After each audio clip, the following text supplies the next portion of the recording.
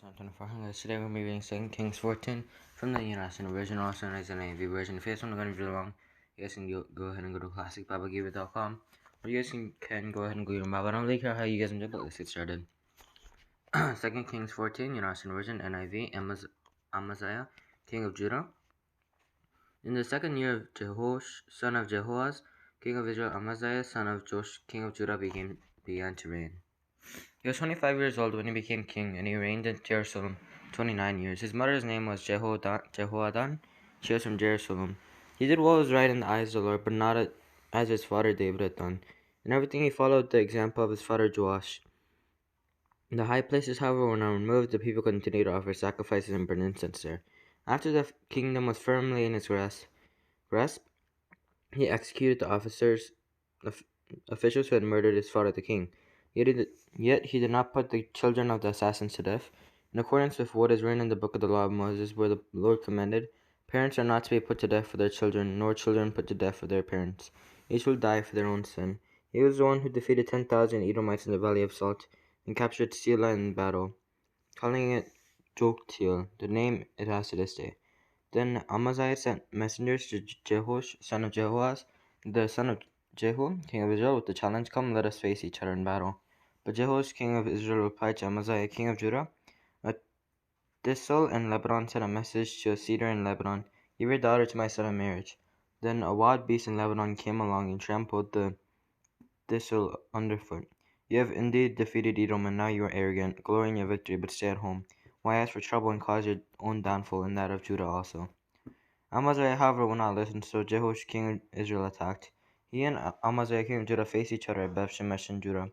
Judah was routed by Israel, and every man fled to his home. Jehoash, king of Israel, captured Amaziah, king of Judah, the son of Joash, the son of Ahaziah, at Beth-Shemesh. Then Jehoash went to Jerusalem and broke down the wall of Jerusalem from the Ephraim gate to the corner gate, a section about 400 cubits long.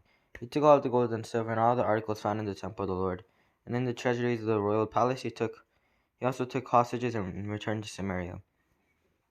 As for the other events of the reign of Jehoash, what he did and his achievements, including his war against Amaziah, king of Judah, are they not written in the book of the annals of the kings of Israel? Jehoash rested of his ancestors and was buried in Samaria with the kings of Israel. And Jeroboam, his son, succeeded him as king. Amaziah, son of Joash, king of Judah, lived for 15 years after the death of Jehoash, son of Jehoaz, king of Israel. As for the other events of Amaziah's reign, are they not written in the book of the annals of the kings of Judah? They conspired against him in Jerusalem, and he fled to Lachish, but they sent men after him to Lachish and killed him there. He was brought back by horse and was buried in Jerusalem with his ancestors in the city of David. Then all the people of Judah took Azariah, who was 16 years old, and made him king in place of his father Amaziah. He was the one who rebuilt Elath and restored it to Judah after Amaziah rested of his ancestors. Jeroboam II, king of Israel. In the 15th year, Amaziah, son of Joash, king of Judah, Jeroboam, son of Jehoash, king of Israel, became king in Samaria, and he reigned 41 years. He did evil in the eyes of the Lord, and did not turn away from any of the sins of Jeroboam, son of Nebat, which he had caused Israel to commit. He was the one who restored the boundaries of Israel from Lebo Hamath to the Dead Sea, and in accordance with the word of the Lord. The God of Israel had spoken through his servant Jonah, son of Amittai, the prophet from Gath Hepher.